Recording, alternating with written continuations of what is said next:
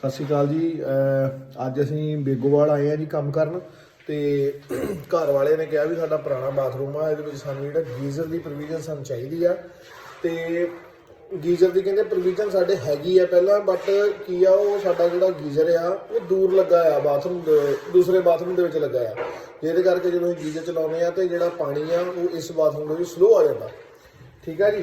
बाकी जो दिखाने का मेरा जो कारण है वो मैं तुहानू दसदा भी गल विचों मेन पॉइंट की है जी। आह बाथरूम है जी, तो ये असीं जिद्दां हुण इहदा डिवाइडर की प्रोविजन कड्ढण वास्ते आपां पॉइंट लैना सीगा पानी का, तो आपां इहनूं जिहड़ा टाइल तोड़ी आ, तो जदों असीं देखिया असीं की देखिया भी मतलब मैं ये गल कहना है भी जो भी तुसीं काम कराओ किसी पलंबर का किसी कोल भी तुसीं देखो भी उन्होंने किद्दां आउंदा आ काम नहीं आउंदा, ठीक है जी।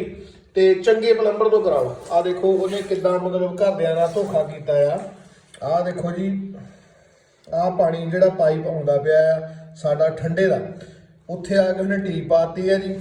टी पा के उसे टी तो पॉइंट इधर नूं देता जी, उसे टी तो पॉइंट जिहड़ा इधर नूं देता जी, ठीक है जी। ते टूटियां ला दित्तियां दो, कहंदा जी एक गर्म दी ते एक ठंडे दी।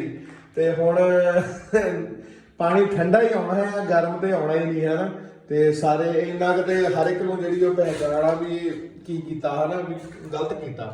इस करके मेरी बेनती आ चंगे पलंबर नूं लाओ, ते जिहड़ा कि तुहाडा जिहड़ा आ ओह मुड़ के कोई नुकसान ना होवे।